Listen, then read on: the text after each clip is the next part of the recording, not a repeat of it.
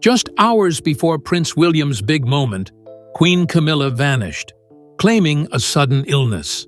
But behind palace walls, whispers told a darker truth. Faked medical files, a rigged recording, and a plot to ruin William's image? What really happened was no accident. Camilla's sickness was the perfect lie, the illness announcement that shook the palace. It was just 4 hours before Prince William was set to step onto the ceremonial stage, a moment that had taken months to prepare. But suddenly, everything shifted. News broke across major networks that Queen Camilla would not attend. The official reason? A rare chest infection that had suddenly worsened overnight. Within minutes, headlines flooded every screen. Brave Queen battles health crisis, Camilla in isolation amid royal ceremony, and royal family rattled by sudden illness. The public immediately reacted with sorrow and concern. People sent well wishes, shared memories, and some even left flowers at the gates of Clarence House. On the surface, it seemed like a sad turn of events until you stepped inside the palace walls. Behind those closed doors, something didn't feel right. The timing was just too perfect, too convenient. This wasn't just any event. It was a major moment for William, a step forward in his royal path. And now, all eyes had been pulled away from him and back to Camilla. One person in particular remained quiet, but alert: Princess Anne. She watched carefully as the palace staff buzzed around, shifting plans and canceling Camilla's appearances. Unlike others, Anne didn't rush to sympathy. She'd seen enough political moves in the royal court to know when something didn't add up. Her exact words to a close aide were, "It's not the illness I doubt, it's the intention." Even within the royal family, secrets move fast. And this one had already started to feel like more than just a medical emergency. Behind the sympathy, behind the headlines, something darker was beginning to take shape.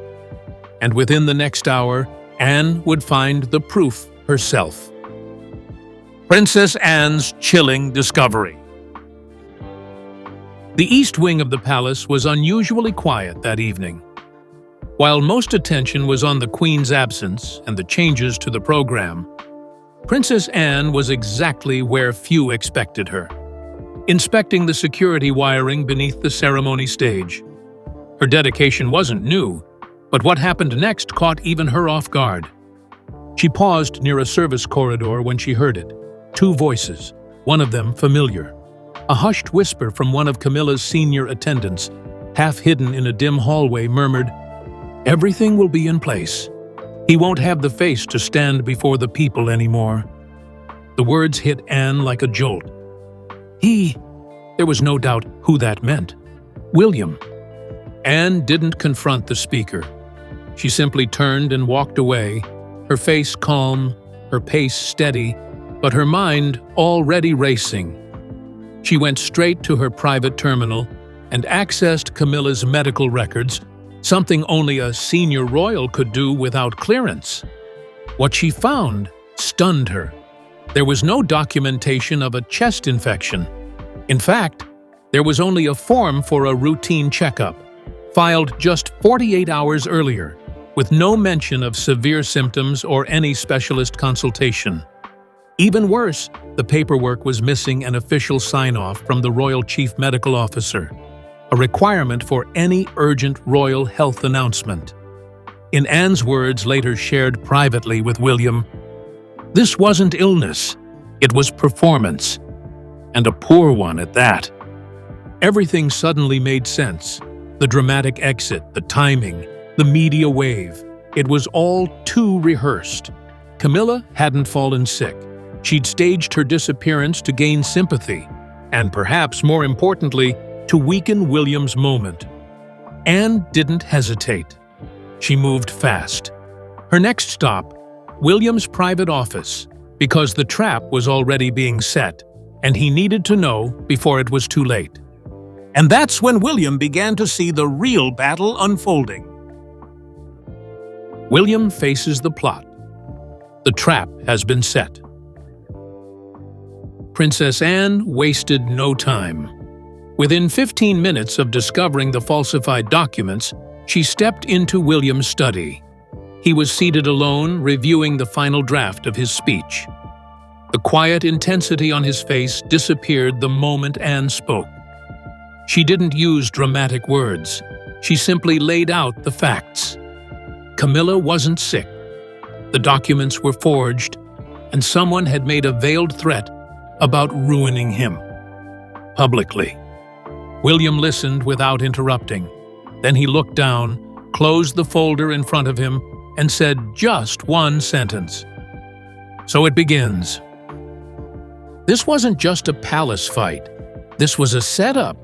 Camilla's fake illness was the opening act. And what Anne had overheard made one thing very clear. A larger, more dangerous plan was in motion. A plan to discredit William at the most public moment of his life.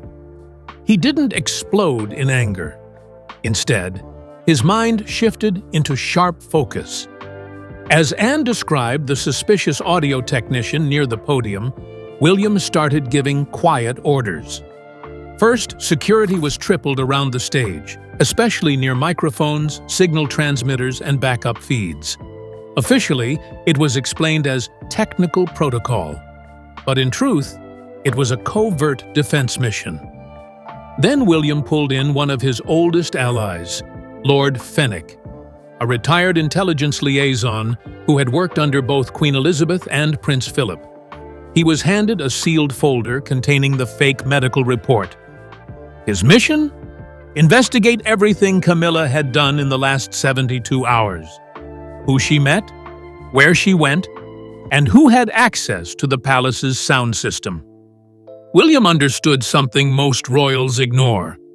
The real war never happens in public. It brews in silence, in shadows, in wires and whispers. And this time, he was walking into it with eyes wide open. As preparations for the ceremony continued above ground, the real battle lines were being drawn below the surface. Anne had handed him the truth. Now William was building his defense, not just for himself, but for the future of the monarchy. And just as he began to regain control of the situation, a new wave of chaos arrived. From the outside. Media backlash. William under fire. By sunrise the next day, the public sympathy that had poured in for Queen Camilla began to shift into something much darker, against Prince William. It started with one front-page headline. Where was the strength? Camilla's absence highlights William's weakness. From there, things spiraled fast. Every tabloid from The Sun to the Daily Express ran coordinated stories questioning whether William had the presence and gravitas to step into full leadership. Anonymous palace sources were quoted suggesting that without Camilla, the court feels adrift, and William looked lost. One paper even ran a poll. Who is the stronger royal, Camilla or William? The results? 62% chose Camilla. Behind the scenes, it was clear this wasn't random media chatter. It was a coordinated strike. Photos from the rehearsal were selectively leaked. Images of William looking down, looking tired. Taken moments before Anne had spoken to him. Commentary was added. The prince looks unsure. William saw the headlines. He didn't respond publicly, but to his inner circle he said quietly, "She's using public sympathy like a weapon." The Queen's illness wasn't just a dramatic distraction. It had become the emotional hook in a larger campaign. Make William look weak, unprepared, and isolated, just as he was stepping forward. And the public, unaware of the truth behind Camilla's so-called sickness, had begun turning their doubt toward the heir. Still, William didn't flinch. He held the line, fully aware that this wasn't over. Not even close. He had seen this kind of attack before, subtle enough to deny, sharp enough to destroy. And he understood what it really meant. The smear campaign was the second strike. The third would be live, in front of the entire world. And that's when the real plot device came into view, a fake recording, in his own voice. Camilla's secret weapon, a faked recording. While the public focused on her supposed illness, Queen Camilla was anything but resting. Hidden away in her private wing, she had quietly begun orchestrating a far more dangerous move, one designed not just to embarrass William, but to end his credibility in real time. Behind the walls of her so-called isolation, Camilla had brought in 2 external audio specialists, neither from royal staff, both hired discreetly through an off-record channel. Their task was chilling: to create a fake voice recording that would sound exactly like Prince William. The content? A fabricated speech laced with mockery of royal tradition, criticism of the late Queen, and lines suggesting William despised the public's blind loyalty to outdated customs. It wasn't a prank. It was psychological warfare, designed to play at the exact moment William took the stage during his key address. A rogue broadcast meant to make him look like a traitor to his title. Camilla trusted only one man to carry it out, her senior guard, a former intelligence liaison named Colton Hawthorne. Known for his silence and precision, she handed him the device, a modified audio transmitter the size of a key fob. His mission: plant it into the ceremony's microphone system, time it for the oath, and vanish before anyone noticed. According to later testimony, Camilla had said just 5 words to him before the operation: "You know what's at stake." The entire plan relied on the illusion of innocence. Camilla's absence from the event was to reinforce the idea that she had no involvement, just a sick queen watching from her bed. Meanwhile, her scheme would humiliate William in front of millions, destroying his royal image beyond repair. No direct confrontation, no public scenes, just a single, perfectly timed recording, and William's legacy would fall apart in under 30 seconds. But what Camilla didn't know was that someone had already started watching her trusted guard, Princess Anne, and she was about to intercept the very heart of this plot. Anne's silent hunt exposes the sabotage. By now, Princess Anne had stopped second-guessing her instincts. The whisper she had overheard, the forged documents, Camilla's sudden absence, it all pointed to something bigger. She knew the Queen wasn't just hiding. She was setting a trap. So Anne began watching the only person Camilla still trusted, Colton Hawthorne. She kept her distance, avoiding suspicion. For 2 nights in a row, she followed his movements within the palace, noting small, strange details. He avoided staff corridors. He never entered the royal lounge.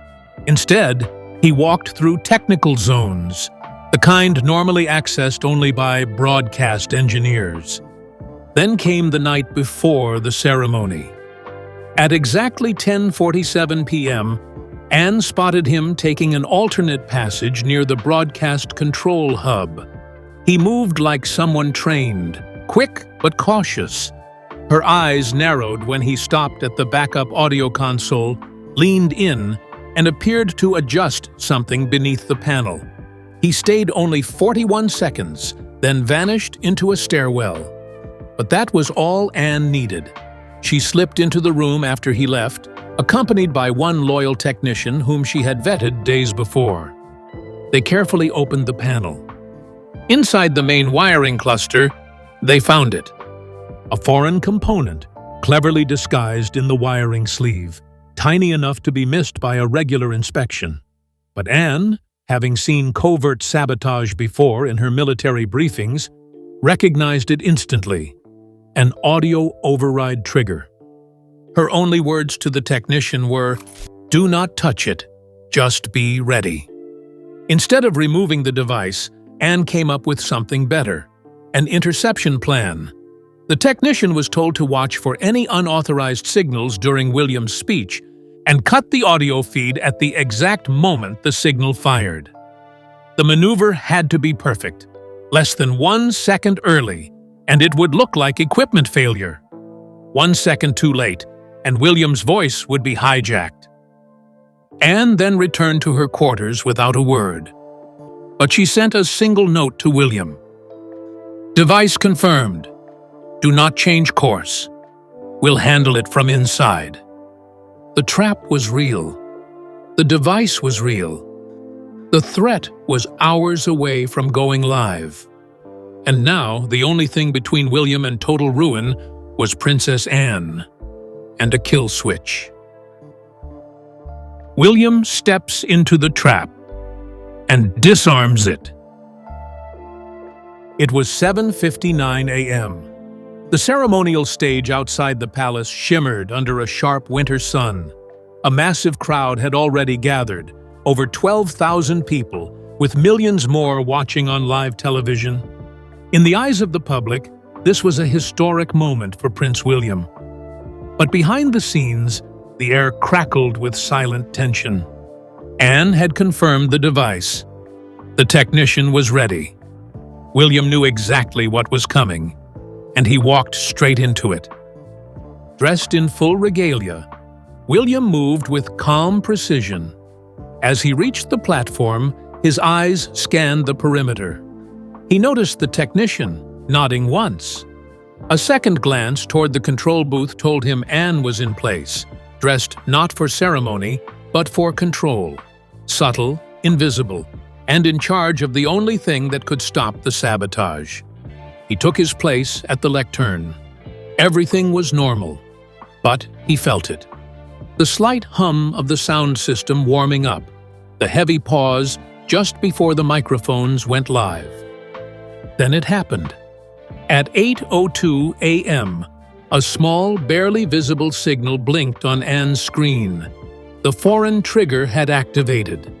The hidden device was seconds away from unleashing the fake recording. A clip that would mimic William's voice, slandering tradition, insulting the public, and destroying the monarchy's trust in its next king.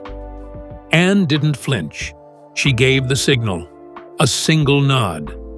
The technician slammed the kill switch. There was a faint click. Then, silence. For a split second, no audio came through, just a breath of dead air. But it was enough. The fake signal was stopped before it could be heard. And then, William spoke. "I stand before you not just as a prince, but as a servant to every citizen of this nation." His voice rang out, his real voice, live and untouched. The speech unfolded flawlessly. If anyone in the crowd noticed the momentary silence, they forgot it almost instantly. Behind the platform, in the shadow of scaffolding and cables, Camilla's plan had just been destroyed in under half a second. But the damage didn't end there. Because backstage, her loyal guard had just realized something had gone horribly wrong, and he made one mistake too many.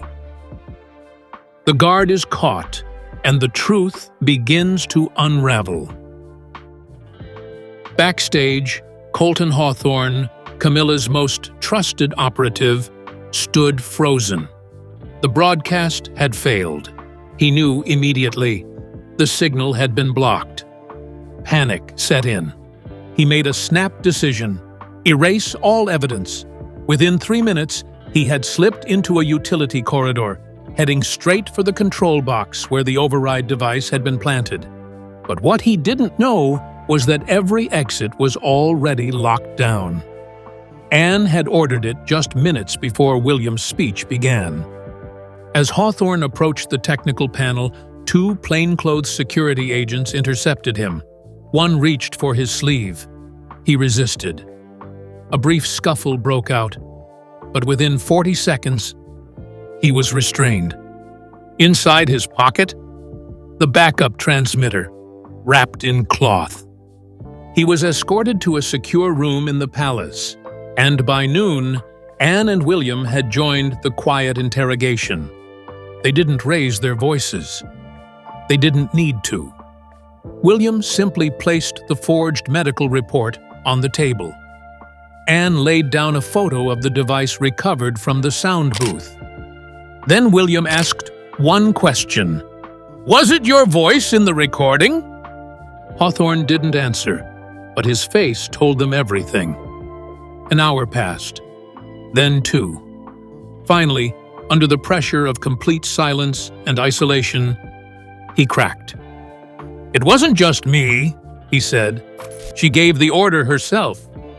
She said, 'It's time he was humiliated in front of the nation.'" Anne's expression didn't change, but William's entire body stiffened. Then came the final blow. Hawthorne produced a duplicate copy of the full audio plan. It included Camilla's own voice, low-pitched but unmistakably hers, issuing the instructions to frame William live during the ceremony. That single file, the Queen's voice commanding the sabotage, was the final piece. Anne looked to William. No words needed. The game was no longer about survival. It was time to bring Camilla to face the truth and the council. Camilla's last stand at the council. By that evening, the palace moved into total lockdown. The audio recording, Colton Hawthorne's confession, and the forged medical documents were secured in an evidence packet marked Royal Level, Privy Access Only. At 7:15 p.m., Prince William convened an emergency session of the Privy Council, the most senior royal advisors and legal officials in the monarchy. No press, no aides. Only titled members were permitted. 15 minutes later, Queen Camilla arrived. She did not enter like someone accused. She entered like a ruler, dressed in a pristine Royal Navy velvet gown, diamonds glinting at her throat. She walked in without a hint of shame. She greeted no one. She sat down without permission. Her first words, "This is nothing but a coup, orchestrated by Anne and William. I will not entertain it." William remained silent, but Anne, seated beside him, opened a file and calmly slid it forward. Inside, the guard's written confession, signed and time-stamped. Alongside it, a digital recorder. Camilla laughed. "Fabricated nonsense," she said, "planted by those who've always resented me." William's response was simple. He pressed play. Her voice filled the chamber. Low, cold, clear. Trigger it as soon as he places his hand on the lectern. The nation should hear what he really thinks of them. It's time he was humiliated. Silence. The kind of silence that only falls when the truth is no longer a question. Even Lord Camden, a longtime ally of Camilla, sat frozen. Camilla's expression changed in real time. Shock, denial, fury, and finally, stillness. Her color drained. The performance was over. She tried once more. "That recording is altered." But her voice cracked. Anne responded without raising hers. "We traced the device. We found the man. And now, we've heard you." At 8:46 p.m., the council ruled. Camilla was stripped of all ceremonial and political duties. Her title would remain out of respect, but her power, her influence, and her public role were gone. Effective immediately, she would be relocated to a private residence within Birkhall Estate, without staff, press access, or official responsibilities. A silent, symbolic exile. Justified by law, sealed by proof and enforced by the very crown she tried to manipulate. Camilla said nothing more. She simply stood, turned, and walked out of the chamber alone. And William, the man she tried to destroy, never once broke his composure. Because the true sentence had already been passed, and now the monarchy had to move forward. Judgment Day. Camilla falls, William rises. By morning, the palace issued a carefully worded statement. Her Majesty Queen Camilla will be stepping back from public duties for an extended period, following a private council session. No more, no less. But behind the scenes, everything had changed. Camilla was immediately moved to the north wing of Burke Hall, where she now lived under quiet surveillance, with 2 staff members and 0 direct access to press or public engagements. Her private phones were replaced with monitored lines. Her press secretary was dismissed. According to one insider, she doesn't speak. She just stares out the window, like she's waiting for a different ending. Meanwhile, William's popularity skyrocketed.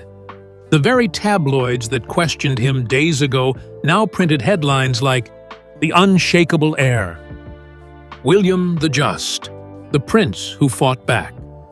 Public support surged, approval ratings up 18% in a single week. His powerful speech, delivered in the face of silent sabotage, was replayed over and over, becoming a symbol of resilience, leadership, and calm under attack. But William didn't celebrate. He stayed quiet, focused, and respectful of the storm they had just survived.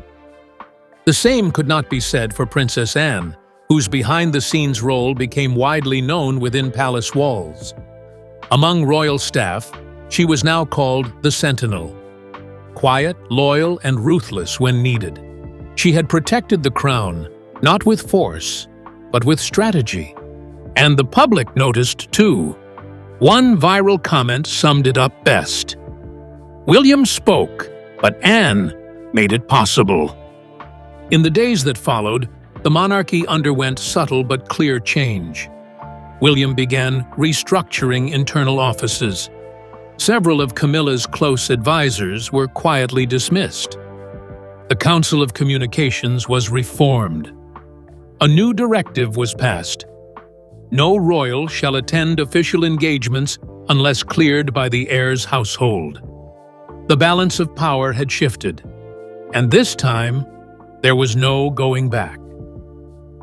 On the final Sunday of that month, William and Anne appeared side by side on the palace balcony. No words, just presence. The crowds below cheered not for tradition, but for survival and truth. And in a locked, shadowed room miles away, Camilla stood at a window, watching the blurred horizon. She had played her hand. She had tried to manipulate a kingdom with lies, illness, and sabotage, but she forgot one thing. Loyalty isn't given. It's earned. And now, it was gone. Camilla staged her downfall, but it backfired spectacularly. Her fake illness became her undoing, and William rose stronger than ever. What was meant to destroy him only proved his power. Now stripped of influence, Camilla watches from the shadows. In the end, sympathy wasn't gained. It was lost forever.